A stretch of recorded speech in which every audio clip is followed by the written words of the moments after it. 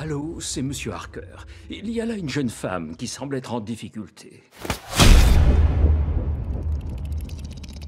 Hey, salut beau gosse, salut belle gosse. Alors l'été c'est un peu la période où on a tout un tas de films d'horreur différents qui sortent en salle et qui permettent vraiment d'en profiter. On a eu droit du bon côté de la balance à Nope, à Black Phone, qui ressortent notamment comme des expériences qui sont plutôt bonnes, et de l'autre côté de la balance, dans le moment où ça baisse un peu, où on commence à se demander mais ça va peut-être un peu trop loin, on a notamment eu le droit à Arthur Malédiction qui était vraiment pas terrible, ou du moins qui est une expérience qui, ressort pas vraiment du lot et qui a été plutôt boudée ou du moins détestée par le public. Et en fait c'est un peu toujours ça le problème. Soit on est dans le bon côté de la balance, soit on est dans le mauvais côté, et des fois ça varie, des fois on est un peu d'entre les deux, et c'est un peu le cas avec notre film du jour, à savoir Le Bal de l'Enfer. C'est vrai qu'il faut jamais juger un livre à sa couverture, mais je sais pas, avec Le Bal de l'Enfer on avait tous un mauvais feeling, mais pourtant on y a été, je pense qu'on est nombreux à y être allés parce qu'on aime le genre, et j'avais envie de savoir si ça allait être, de quel côté il allait se positionner le petit coquin. Ah et d'ailleurs avant que cette vidéo commence, vous êtes quand même 70% à regarder les vidéos de la chaîne sans être abonné, ça veut dire que la majorité de mon public n'est pas abonné à ma chaîne YouTube. Ce n'est pas du respect, mais c'est pas grave, je vous laisse une chance.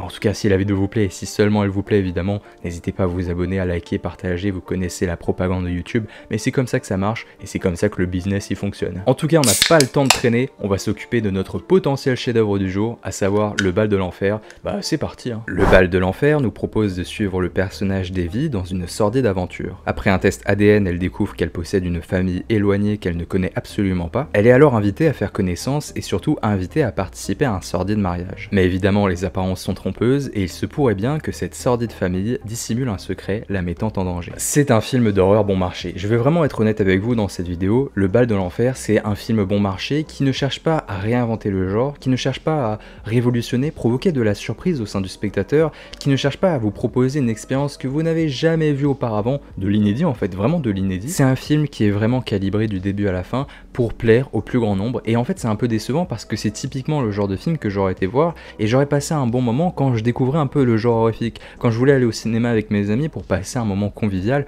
devant un film où on se prend pas la tête. Bah typiquement si vous souhaitez cela, Le Bal de l'Enfer c'est exactement ce qu'il va vous proposer. Moi j'en veux bien plus. Si tu fais un film d'horreur, maintenant il faut quand même proposer quelque chose d'autre, proposer de la nouveauté, ou du moins si t'es pas original, proposer une vraie direction, un vrai style, et ce n'est pas du tout ce qu'il entreprend malheureusement. Et je vais dire quelque chose qui est un peu méchant, qu'on a sûrement jamais dit sur l'histoire de cette chaîne, mais j'ai l'impression que c'est un film qu'on aurait pu trouver dans le bac d'un Easy Cash à 1 € et qu'on aurait été content. Vous voyez ce que je veux dire? C'est absolument pas un compliment je pense. Récemment on a eu un film comme Prey qui était vraiment une expérience qui était calibrée pour le cinéma. Tu sens véritablement que quand tu regardes Prey, on a affaire à un film qui aurait pu sortir en salle. C'était conçu comme un film de cinéma. Là, avec Le Bal de l'Enfer, on a le sentiment d'un film qui est une production Netflix qui a pas beaucoup de budget. Et là j'aurais rien dit. Si ça avait été un film Netflix, j'aurais dit c'est pas terrible, mais en même temps, est-ce qu'on avait beaucoup d'attentes? Mais là je vais au cinéma, j'ai envie de voir quelque chose d'autre, de la production. Même les films d'horreur ont prouvé ça depuis le début de l'histoire quand même du genre horrifique, c'est qu'avec pas beaucoup de budget, tu peux quand même proposer quelque chose. C'est un des rares genres qui te permet même avec un budget vraiment dégueulasse de proposer de l'art en fin de compte. Et là j'ai pas retrouvé ça avec Le Bal de l'Enfer, et c'est surtout que même si j'ai pas retrouvé ça, à aucun moment j'ai ressenti de la surprise, ou même quelque chose qui me fait oublier que je suis en train de regarder un film, ou même en train de me dire je suis en train de passer un bon moment de détente. Malheureusement, et peut-être que je suis le seul par rapport à ça, ça n'a pas été le cas avec Le Bal de l'Enfer. Et c'est très étrange parce que Le Bal de l'Enfer adopte une attitude qui me rappelle la vibe des films d'horreur qu'on avait dans les années 2000. Dans les années 2000, c'était assez difficile l'horreur, c'est-à-dire qu'on avait tout un tas de films qui voulaient participer, qui avaient vraiment de la prétention pour participer à ce magnifique éventail de l'horreur, mais qui n'arrivaient pas à laisser une marque. Et on sentait qu'à certains moments, tout un tas de films auraient pu vraiment laisser leur marque, ils auraient pu aller beaucoup plus loin, mais qu'on était dans des expériences qui n'étaient pas assez réfléchies, qui au contraire étaient trop calibrées, comme si on voulait te balancer un film d'horreur qui plaît au plus grand nombre pour rapporter plein d'argent avec pas beaucoup de risques en fin de compte. Et ça me rappelle typiquement cette ambiance des années 2000. Pour moi, Le Bal de l'Enfer, c'est un film qui est trop ancien, qui a des codes qui sont trop anciens, on se demande qu'est-ce que ça fout encore là dans ce genre d'œuvre, et qui aurait dû vraiment innover, notamment son traitement de l'horreur. On va y venir parce que, ouais, c'est un peu ridicule par moment. Je vais donc vous prendre un exemple qui est tout simple, c'est dans sa construction de l'horreur. Ça fait longtemps que je n'avais pas vu quelque chose d'aussi vieillot. Il y a des codes, ça devrait être illégal de les proposer encore aujourd'hui. Et c'est pour cela que je vous dis que Le Bal de l'Enfer, il sent vraiment les années 2000. Dans son traitement de l'horreur, ça tient à vraiment pas grand chose pour vraiment créer une ambiance, et on va y venir également parce que il y a quand même des petites qualités qui ressortent du film au niveau de son ambiance, et notamment au niveau de la direction artistique de son manoir, mais dans ses codes, dans la manière d'effrayer le spectateur, parce que le film a la prétention d'essayer de vous faire peur avec de la tension, avec des montées en tension qui aboutissent notamment à des screamers, et ça on va y venir aussi. On a des codes de l'horreur qui ne sont pas respectés, du moins qui ne respectent pas le spectateur, et ça c'est un profond problème parce que ces scènes là d'horreur qu'il vous propose, vous les avez déjà vues auparavant, mais le pire c'est que vous les avez déjà vues dans des films qui sont sortis il y a 10 à 15 ans, c'est ça le pire, et c'est pour ça que je vous dis que ça pue les années 2000, c'est que c'est des supercheries, des manières de détourner le regard du spectateur, des manières d'essayer de faire aboutir le sentiment de menace avec cette explosion que représente le screamer. C'est vraiment difficile, et à certains moments, surtout si tu vas le voir avec des amis, bah t'es un peu en train de rigoler, et je suis désolé si j'ai fait du bruit dans la salle, mais c'est vraiment ça, c'est ridicule. C'est vraiment les stéréotypes d'une époque qui sont concentrés dans un film qui sort en 2022. Et le problème c'est quoi? C'est qu'on a eu du mal à sortir de ces stéréotypes, c'est qu'on a eu du mal à avoir vraiment des films d'horreur qui innovent, et qu'on est un peu maintenant, c'est ça la mode des films d'horreur, c'est d'avoir des films d'horreur qui ont une forte identité, ou qui essaient de se rapprocher un peu d'une ambiance à la Stranger Things avec un tout petit brin horrifique, c'est un peu ça la mode des films d'horreur en ce moment, et d'avoir un film qui se positionne vraiment dans un style rétro, dans un style mais qui est pas volontaire, c'est pas de l'horreur 2000 assumée, c'est vraiment de l'horreur 2000 qui est maladroite, qui est mal amenée, et qui ne fonctionne pas du tout, et donc on n'a pas peur durant tout le visionnage du film. Et ce que je trouve décevant, c'est que déjà il y a beaucoup de films qui ne vont pas assez loin et qui du coup loupent une marche, mais là ce film, Le Bal de l'Enfer, il loupe une marche parce que il ne veut pas aller aussi loin. En fait, il veut pas dérouter le spectateur. Il y a notamment un rapport au sang qui est assez particulier dans le film, qui est d'ailleurs assez intéressant, c'est un des points forts du film par rapport notamment à la famille du personnage principal. Le rapport au sang, il est central, mais à aucun moment il y a de la folie visuelle par rapport à cela. À aucun moment on utilise le sang pour créer de sordides scènes ou pour créer vraiment une explosion visuelle presque, je sais pas, dans le style de Edgar Allan Poe par exemple, ça aurait très bien collé à l'ambiance du film. Bah non, il n'y a pas de folie visuelle par rapport à cela. Et c'est la même chose pour la mise en scène. L'horreur, ça passe par une mise en scène. La mise en scène du cache-cache, enfin, si on peut appeler ça un cache-cache, si je peux me permettre,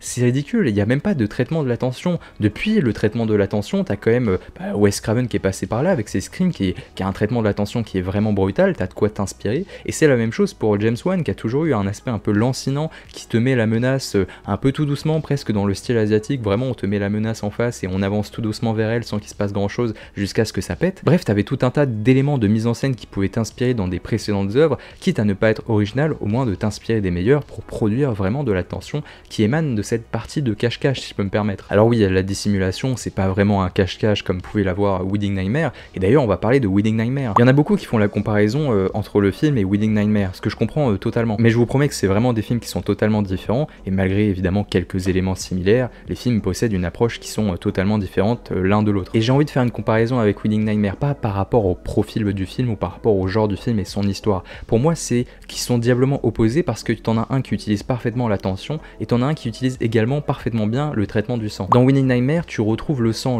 il est explosif, il y a des scènes qui sont vraiment gore et ça dénote avec l'ambiance générale du film où t'as des scènes tout d'un coup, il y a une explosion de sang, ce qu'aurait dû avoir le bal de l'enfer, mais le problème du bal de l'enfer, c'est que le sujet central du film, c'est le sang encore une fois. Et c'est la même chose pour le côté cache-cache, le côté traitement de la tension qui est parfaitement bien géré dans Wedding Nightmare et qui loupe le coche tout simplement dans le bal de l'enfer. Tu vois ces deux éléments là qu'on retrouve dans l'un ou l'autre, enfin qu'on aurait dû retrouver dans l'un et qui n'étaient pas censés être présents dans Wedding Nightmare, bah c'est Wedding Nightmare qui le perçoit, qui les utilise de la bonne façon, de façon surprenante, alors que ce n'est pas du tout au centre du récit, sauf pour la partie de cache-cache, alors que le bal de l'enfer qui doit utiliser le sang et le traitement de la tension pour créer quelque chose au sein du spectateur parce que c'est vraiment au sein de l'histoire et au centre du film, bah il l'utilise pas. C'est pour ça que la comparaison, elle est pas ridicule, c'est pas parce qu'on a deux films qui sont à peu près, entre guillemets, dans la même histoire avec quelqu'un qui doit se dissimuler d'une famille un peu bizarre, bah qu'il faut les comparer ou qu'il faut pas les comparer. Là, on compare deux éléments qui sont le sang et la tension, qu'on aurait dû retrouver dans l'un et qu'on ne retrouve pas dans l'autre, et ça n'a aucun sens, vraiment, c'est profondément décevant parce que c'était vraiment par ce biais-là que le bal de l'enfer aurait dû réussir. Parce que le décor du film est somptueux, même l'ambiance du film est plutôt cool dans le bal de l'enfer, il y a vraiment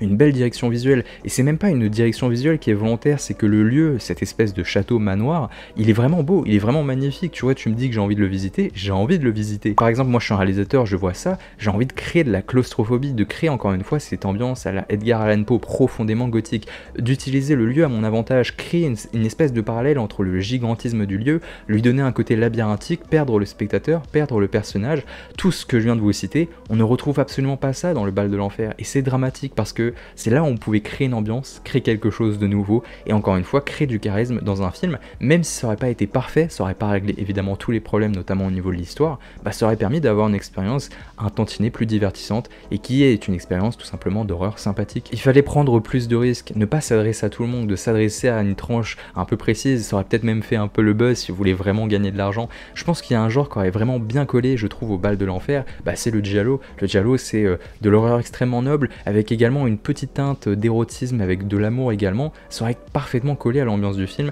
et encore une fois avec ce rapport au sang, ce rapport cache-cache, je trouve que ça aurait été vraiment la manière d'innover de la meilleure des façons possibles, et vraiment de marquer son empreinte, tu vois. D'avoir un titre aussi cliché que le bal de l'enfer, ça aurait pu un peu jouer avec le spectateur, de le dénoter, de se dire bah je vois un film cliché, et au final le film il porte peut-être un titre cliché, mais en fin de compte il contient vraiment une belle surprise. Là c'est pas le cas, à la fois le titre il est cliché, et le film est cliché de bout en bout. Donc évidemment c'est purement personnel, mais j'ai pas passé un agréable moment, et je trouve que ce film adopte des codes qui sont bien trop anciens, et auxquels je ne veux pas forcément revoir. J'ai pas envie de revoir ces codes là tout simplement. Peut-être que je suis un peu le seul à être un peu dubitatif vis-à-vis de l'œuvre, c'est pour ça que j'ai hâte d'avoir vos retours, et de voir vos retours dans les commentaires, et peut-être que j'ai été trop difficile, et si c'est le cas, bah, j'en suis profondément désolé, mais je me dois d'être honnête avec vous. J'aurais aimé donc que le film prenne beaucoup plus de risques, qu'il me crée vraiment une surprise, qu'il arrive à me surprendre, créer de la tension, tout un tas d'éléments, et là on me fournit un style de film qui adopte des codes de l'horreur qui sont bien trop anciens, d'une époque en plus de cela où le genre horrifique il était pas forcément au sommet de sa forme, et c'est pour ça que j'ai jugé le film décevant. Après bon bah voilà, c'est comme ça, on peut pas tout en aimer, on peut pas tout avoir, des films d'horreur absolument somptueux, on a quand même eu pas mal de chance cette année je trouve. Bon bah voilà, il y a peut-être un peu des éléments qui tirent un peu le coche malheureusement vers le bas, mais bon c'est pas grave, on a l'habitude. Mais c'était quand même cool de découvrir un autre film d'horreur, de voir aussi bah, les problèmes du genre, de parler un peu du genre de l'horreur dans sa globalité. Avec ces vidéos on parle d'un film, on parle de la manière de traiter la mise en scène, etc., de la manière de concevoir une ambiance. Donc en fait il y a quand même des qualités qui ressortent du bal de l'enfer, et vous voyez ce que je veux dire, ça permet de faire une vidéo, ça permet de vous parler, de ce genre qu'on aime tant. Bref, c'était mes Romains, j'ai beaucoup parlé, j'espère que vous avez passé un bon moment. N'hésitez pas à liker, partager, commenter, ça fait quand même partie de la propagande de YouTube, malheureusement c'est comme ça. Prenez soin de vous, à la prochaine. Mouah, ciao bene les amis.